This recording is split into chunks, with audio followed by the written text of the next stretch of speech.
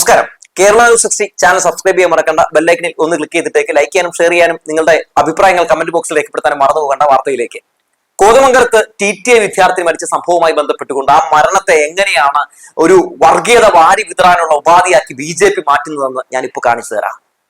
അതായത് ലവ് ജിഹാദ് എന്ന് പറയുന്ന ഒരു സംഭവം ഉണ്ട് എന്ന് പറഞ്ഞുകൊണ്ട് കുറെ നാളായല്ലോ BJP മോങ്ങിക്കൊണ്ട് നടക്കുന്നു. അങ്ങനെ ഒന്നുണ്ട് എന്ന് സ്ഥാപിക്കാൻ വേണ്ടി സുദീപ് തോസൻ എന്ന് പറയുന്ന ഒരു സംഘപരിവാറുകാരനെയും കൊണ്ട് കേരള സ്റ്റോറി എന്ന് പറയുന്ന ഒരു സിനിമയൊക്കെ പിടിച്ച് ഇവിടെ കൊണ്ടുവന്ന് ഇറക്കുന്ന സാഹചര്യമൊക്കെ ഉണ്ടായി. അതും പൊളിഞ്ഞ് അടങ്ങി.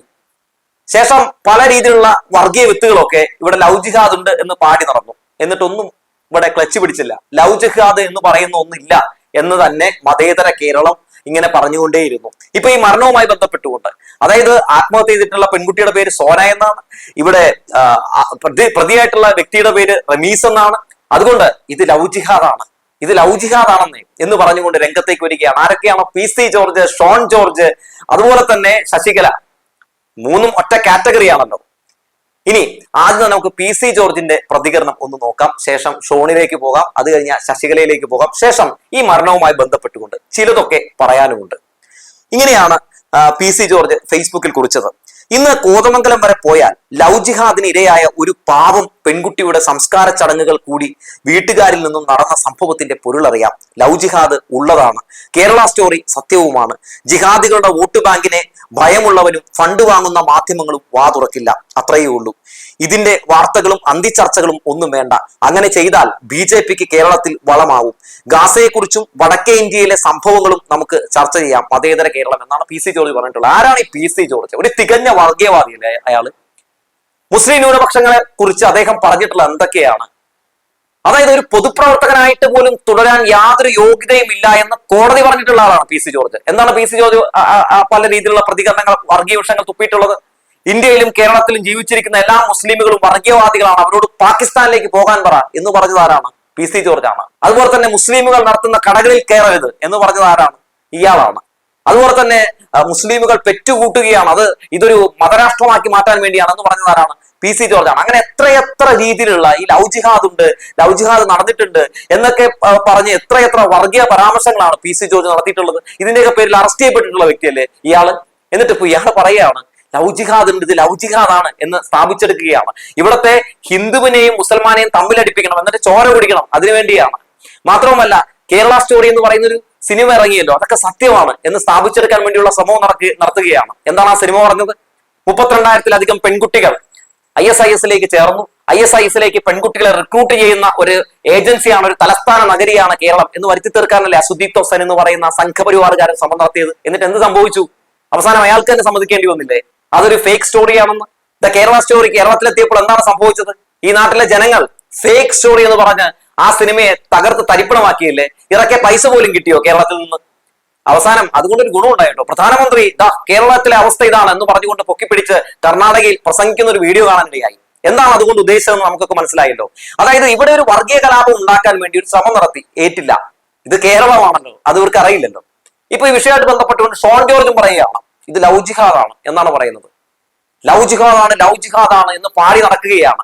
ഇപ്പൊ ഇതിന്റെ പേരിൽ മൂപ്പരുടെ അപ്പൻ PC ജോർജ് ഇന്ന് കോതമംഗലത്ത് ഒരു പരിപാടി നടത്തുന്നുണ്ട്. അതായത് ഇതങ്ങ് വലിയ രീതിയിൽ അങ്ങ് ആളി കത്തിക്കുകയാണ് BJP. ആളി കത്തിച്ചുകൊണ്ട് അറിയാലോ ഇവരുടെ വർഗീയത എങ്ങനെ വാരി വിതറുകയാണ്. അങ്ങനെ കേരളം പിടിക്കാൻ പറ്റും എന്നാണ് അവർ വിചാരിച്ചിട്ടുള്ളത്.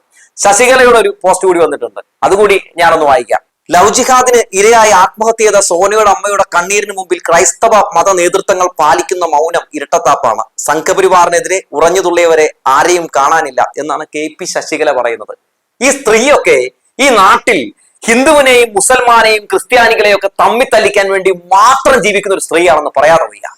ഇത്രയധികം വിഷം തുപ്പുന്ന ഒരു സ്ത്രീയെ ഞാൻ ജീവിതത്തിൽ കണ്ടിട്ടില്ല. എനിക്ക് തോന്നുന്നു രാജവെമ്പാലയ്ക്ക് പോലും വിഷം കൊടുക്കുന്നത് ശശികലയാണോ എന്ന് പോലും തോന്നുന്നുണ്ട്. എനിക്ക് രാജവെമ്പാല കടം മേടിക്കുന്നത് ഈ ശശികല ടീച്ചറിന്റെ കയ്യിൽ നിന്നാണ് എന്ന് തോന്നുന്നുണ്ട് വിഷം. അതായത് ഇപ്പൊ ക്രിസ്ത്യാനികളെയും ഇവരെയും തമ്മിൽ തല്ലിക്കണം, അപ്പോൾ ഒരു വർഗീയ കലാപം ഉണ്ടാകുമല്ലോ. അതിനു വേണ്ടിയുള്ള ചില ഒരുക്കങ്ങൾ നടത്തുകയാണ് ഈ ശശികല എന്നൊക്കെ പറയുന്ന ഈ സ്ത്രീയൊക്കെ. എത്ര വൃത്തികെട്ട ചിന്താഗതിയാണ് ഒന്ന് നോക്കൂ. ഇത്തരത്തിലുള്ള ആളുകളെ, ഇത്തരത്തിലുള്ള വർഗീയത തുപ്പുന്ന വിഷജന്തുക്കളെ നമ്മൾ തിരിച്ചറിയേണ്ടതുണ്ട്. അതായത് ഈ സംഭവവുമായി ബന്ധപ്പെട്ടുകൊണ്ട് ഇപ്പൊ ഷോൺ ജോർജ്, അതുപോലെ തന്നെ PC ജോർജ്, ശശികല ഇവരൊക്കെ നടത്തിക്കൊണ്ടിരിക്കുന്ന പ്രതികരണം, അതിൽ നിന്നൊക്കെ നമുക്ക് മനസ്സിലാക്കാൻ സാധിക്കുന്നത് എന്താണ്? കേരള സ്റ്റോറി പറഞ്ഞത് മുഴുവൻ സത്യമാണ് എന്ന് വരുത്തി തീർക്കണം. അതിനുവേണ്ടിയുള്ള ശ്രമമാണ്. അതിനുവേണ്ടിയാണല്ലോ നാഷണൽ അവാർഡ് കൊടുത്തത്. അപ്പോ ഇവിടെ ഇപ്പൊ ഈ മതേതര കേരളത്തിൽ ഇവരുടെ വർഗീയ വിത്തുകൾ ഒന്നും തന്നെ ക്ലച്ച് പിടിക്കുന്നില്ല. അങ്ങനെ ക്ലച്ച് പിടിക്കാതെ വരുമ്പോ എന്താണ് സംഭവിക്കുന്നത്? ഇത്തരത്തിലുള്ള ചില വർഗീയവാദികളെയൊക്കെ ഇറക്കി ഈ ഒരു സംഭവത്തിൽ, ഈ ഒരു വിഷയത്തിൽ ഇല്ലാത്തൊന്ന് ഉണ്ട് എന്ന് സ്ഥാപിച്ചെടുക്കാൻ വേണ്ടിയുള്ള ശ്രമം നടത്തുകയാണ്. അപ്പോ നമ്മളൊക്കെ BJP-നെ ശരിക്കും മനസ്സിലാക്കേണ്ടത്, ഇനി ഈ മരണവുമായി ബന്ധപ്പെട്ട് ചിലതൊക്കെ പറയാറുണ്ട്. നമ്മുടെ ചാനലുകളിൽ വന്ന ഒരു വാർത്ത ഞാൻ ആദ്യം തന്നെ വായിക്കാം. കോതമംഗലത്ത് TTI വിദ്യാർത്ഥിനിയായ 23-കാരി ജീവനൊടുക്കിയ സംഭവത്തിൽ സുഹൃത്ത് പറവൂർ ആലങ്ങാട് തോപ്പിൽപ്പറമ്പിൽ റമീസ് അറസ്റ്റിൽ. അയാൾ അറസ്റ്റിലായി കേട്ടോ. വിവാഹ വാഗ്ദാനം നൽകി പീഡനം, ദേഹോപദ്രവം, ആത്മഹത്യാ പ്രേരണ എന്നീ വകുപ്പുകൾ ചുമത്തിയാണ് അറസ്റ്റ്. യുവതിയെ മർദ്ദിക്കാൻ കൂട്ടുനിന്നതിന് റമീസിന്റെ മാതാപിതാക്കളെ അടക്കം കേസിൽ പ്രതി ചേർക്കാനും പോലീസ് ആലോചിക്കുന്നുണ്ട്. ആലുവയിലെ സ്വകാര്യ കോളേജിൽ പഠിക്കുന്ന കാലത്താണ് യുവതിയും റമീസും ഇഷ്ടത്തിലാകുന്നത്. ഏതാനും വർഷം മുമ്പാണ് റമീസിന്റെ കുടുംബം ആലങ്ങാട് പാനായിക്കുളം ഭാഗത്ത് താമസം തുടങ്ങിയത്. ഇറച്ചിവെട്ടാണ് പിതാവ് റഹീമിന്റെ ജോലി.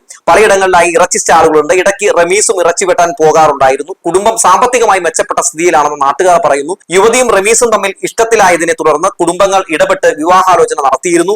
എന്നാൽ വിവാഹം നടക്കണമെങ്കിൽ മതം മാറണമെന്ന് റമീസിന്റെ കുടുംബം ആവശ്യപ്പെട്ടെന്നാണ് യുവതിയുടെ മാതാവും സഹോദരനും പറയുന്നത്.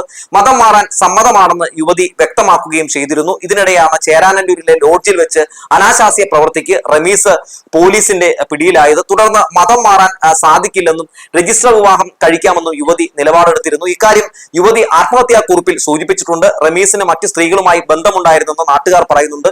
റമീസിനും കുടുംബത്തിനുമെതിരെ ഗുരുതര ആരോപണങ്ങളാണ് ആത്മഹത്യാ കുറിപ്പിൽ യുവതി ഉന്നയിച്ചിരിക്കുന്നത്. മതം മാറാൻ സംബന്ധിച്ചതിന് ശേഷവും റമീസും സുഹൃത്തുക്കളും വീട്ടുകാരും തന്നോടുള്ള ക്രൂരത തുടർന്നെന്നാണ് കുറിപ്പിൽ പറയുന്നത്. ഇരുവരും തമ്മിലുള്ള തർക്കങ്ങളുടെ വാട്സ്ആപ്പ് ചാറ്റുകളും മറ്റും പോലീസിന് ലഭിച്ചിട്ടുണ്ട്. മർദ്ദനത്തിന്റെയും മതം മാറ്റത്തിന്റെയും കാര്യം ഈ ചാറ്റുകളിലുണ്ട്. രജിസ്റ്റർ വിവാഹം കഴിക്കാനെന്ന് പറഞ്ഞാണ് സുഹൃത്തിന്റെ വീട്ടിൽ നിന്ന് റമീസ് യുവതിയെ വിളിച്ചുകൊണ്ടുപോയതെന്ന് അമ്മ പറയുന്നു. എന്നാൽ തന്റെ വീട്ടിലേക്കാണ് റമീസ് യുവതിയെ കൊണ്ടുപോയത്. വീട്ടിലെത്തിയ ഉടൻ മതം മാറണമെന്നും ഇതിനായി പൊന്നാനിയിൽ പോകാൻ വാഹനം തയ്യാറാണെന്നും റമീസ് പറഞ്ഞെന്നും സമ്മതിക്കാത്തത് കൊണ്ട് മർദ്ദിച്ചെന്നും മുറിയിൽ പൂട്ടിയിട്ടെന്നും യുവതി പറഞ്ഞതായി സുഹൃത്ത് വെളിപ്പെടുത്തിയിട്ടുണ്ട്. താൻ സഹോദരനെ വിളിക്കുമെന്ന് പറഞ്ഞപ്പോഴാണ് തുറന്നുവിട്ടതെന്നും യുവതി പറഞ്ഞതായി അമ്മ പറയുന്നു. റമീസിന്റെ കുടുംബക്കാരും സുഹൃത്തുക്കളും എല്ലാം ഈ സമയം വീട്ടിലുണ്ടായിരുന്നുവെന്നും യുവതി പറഞ്ഞിരുന്നു. അവിടെ നിന്ന് തിരിച്ചു വന്ന ശേഷവും മതം മാറ്റം അടക്കമുള്ള കാര്യങ്ങളുമായി ബന്ധപ്പെട്ട് റമീസ് നിരന്തരം യുവതിയെ സമ്മർദ്ദത്തിലാക്കിയിരുന്നതായി പോലീസ് പറയുന്നു. ഈ സമ്മർദ്ദം താങ്ങാൻ കഴിയാതെ താൻ പിതാവിന്റെ അടുക്കലേക്ക് പോകുന്നുവെന്നാണ് യുവതിയുടെ കുറിപ്പ് എന്നൊക്കെയാണ് ഈ വാർത്തയിൽ പറയുന്നത്. ഈ വാർത്ത കേൾക്കുമ്പോൾ നമുക്ക് എന്താണ് കാണാൻ സാധിക്കുന്നത്? ഈ വാർത്ത റിപ്പോർട്ട് ചെയ്ത മാധ്യമത്തെ സംബന്ധിച്ചിടത്തോളം വേറെ ഒന്നും കൊണ്ടല്ല, ഒരിടത്തും ലവ് ജിഹാദ് എന്ന് പറഞ്ഞിട്ടില്ല. കാരണം BJP എന്താണ് ഉദ്ദേശിക്കുന്നത് നന്നായിട്ട് മനസ്സിലാക്കാൻ സാധിക്കുന്നു എന്നുള്ളതാണ്. എന്നാൽ ചില മാധ്യമങ്ങളാകട്ടെ ഇന്നലത്തെ ദിവസം ഈ ലവ് ജിഹാദ് എന്ന പേരിലൊക്കെ ചർച്ച നടത്തി ആ വർഗീയ വിഷം തുപ്പാൻ വേണ്ടിയൊക്കെ ശ്രമം നടത്തിയിട്ടുണ്ട്. ഈ സംഭവത്തിൽ പറയാനുള്ള ഒരു കാര്യം, അതായത് ഒരു പെൺകുട്ടിയും ഒരു പയ്യനും ഇഷ്ടത്തിലാകുന്നു, പ്രണയത്തിലാകുന്നു, വിവാഹം കഴിക്കാൻ വേണ്ടിയൊക്കെയാണ്. പക്ഷേ മുന്നോട്ട് പോകുമ്പോൾ ഇവന്റെ കൂടെ എനിക്ക് ജീവിക്കാൻ പറ്റില്ല, ഇവനൊരു ഗജരാജ ഫ്രോഡാണ് എന്ന് മനസ്സിലാക്കിയിട്ടുണ്ടെങ്കിൽ വിദ്യാഭ്യാസമുള്ള ആളുകളാണല്ലോ, വിദ്യാഭ്യാസമുള്ള കുട്ടികളാണല്ലോ, എന്താണ് ചെയ്യേണ്ടത്?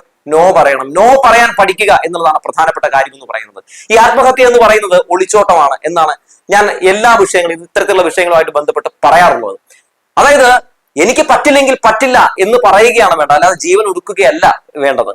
അതായത് ഇവിടെ ആ പെൺകുട്ടി തന്നെ മതം മാറാമെന്ന് പറയുന്നുണ്ട്. ഈ നമുക്ക് ഇഷ്ടമുള്ള മതം സ്വീകരിക്കാനുള്ള അധികാരം നമ്മുടെ ഈ രാജ്യത്തുണ്ട് എന്നുള്ളതാണ്. അപ്പൊ ഇവിടെ അത് മരണത്തിന് ശേഷം ലവ് ജിഹാദ് എന്നൊക്കെ വരുത്തി തീർക്കാൻ വേണ്ടി BJP ഒരു ശ്രമം നടത്തുന്നു എന്നാണ് നമുക്ക് അതിൽ നിന്ന് മനസ്സിലാക്കാൻ സാധിക്കുന്നത്.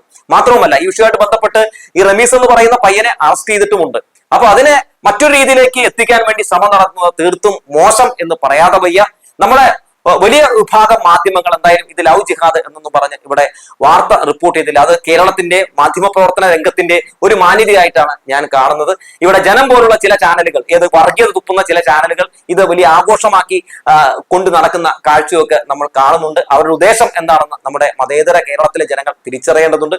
ഈ സംഭവവുമായി ബന്ധപ്പെട്ടുകൊണ്ട് ആ പെൺകുട്ടിയെ വലിയ രീതിയിൽ തന്നെ ക്രൂരമായിട്ട് മർദ്ദിച്ചിട്ടുണ്ട്. അതുപോലെ തന്നെ പല രീതിയിലുള്ള ആ പെൺകുട്ടിക്ക് മാനസിക പീഡനങ്ങൾ അനുഭവിക്കേണ്ട സാഹചര്യം ഉണ്ടായിട്ടുണ്ട്. ഈ സന്ദർഭത്തിലൊക്കെ നിയമപരമായിട്ടുള്ള സഹായം ആ പെൺകുട്ടിക്ക് തേടാമായിരുന്നല്ലോ. ആ പെൺകുട്ടിയെ സംബന്ധിച്ച് വിദ്യാഭ്യാസമുള്ള കുട്ടിയാണ്. വിദ്യാഭ്യാസമില്ലെങ്കിൽ നമുക്ക് ഈ പറയാം വിദ്യാഭ്യാസം ഇല്ലാത്തത് കൊണ്ടാണെന്ന് പറയാം. പക്ഷേ എല്ലാ രീതിയിലുള്ള നിയമ സംവിധാനങ്ങളും നിയമസഹായങ്ങളും ഒക്കെ ഉള്ള ഒരു രാജ്യത്ത് അല്ലെങ്കിൽ ഒരു സംസ്ഥാനത്താണ് നമ്മൾ ജീവിച്ചുകൊണ്ടിരിക്കുന്നത്. പ്രത്യേകിച്ച് സ്ത്രീകൾക്ക് വലിയ സുരക്ഷയാണ് ഈ സർക്കാർ നൽകിക്കൊണ്ടിരിക്കുന്നത്. എന്നിട്ട് ഇതൊന്നും ആ പെൺകുട്ടി ഉപയോഗപ്പെടുത്തിയിട്ടില്ല എന്നുള്ളത് ഏറെ സങ്കടകരമായിട്ടുള്ള കാര്യമാണ്. ഇത്തരത്തിലുള്ള സംഭവങ്ങൾ നേരിടുന്ന ആരെങ്കിലും ഒക്കെ നമ്മുടെ ഈ വാർത്ത കാണുന്നുണ്ടെങ്കിൽ ദയവ് ചെയ്ത് ഇത്തരം സന്ദർഭങ്ങൾ ഉണ്ടാകുമ്പോൾ നിങ്ങൾ ജീവൻ ഒടുക്കുകയല്ല വേണ്ടത്. അത്തരം ആളുകൾക്കെതിരെ നിയമപരമായി അവരെ നേരിടുകയും അപ്പോൾ അതിനെതിരെ പ്രതികരിക്കുകയും അതിനെതിരെ ശക്തമായി നിലകൊള്ളുകയും ഒക്കെയാണ് നിങ്ങൾ വേണ്ടത്. അതിനോടൊപ്പം അവർക്കൊപ്പം ആ കുടുംബവും നിൽക്കണം എന്ന് ഓർമ്മപ്പെടുത്തുകയാണ്. എന്തായാലും ഈ മരണം വളരെ സങ്കടകരമായിട്ടുള്ള കാര്യമാണ്. പക്ഷെ അതിനെ രാഷ്ട്രീയപരമായി അല്ലെങ്കിൽ അതിനെ വർഗീയ ചുവയോടെയൊക്കെ അവതരിപ്പിക്കാൻ വേണ്ടി ശ്രമം നടത്തുന്നവരുടെ കാര്യം ആലോചിക്കുമ്പോൾ അമ്മയെ പരാജയം എന്ന് മാത്രമേ പറയാനുള്ളൂ എന്ന് പറഞ്ഞു വെച്ചുകൊണ്ട് നിർത്തുകയാണ്.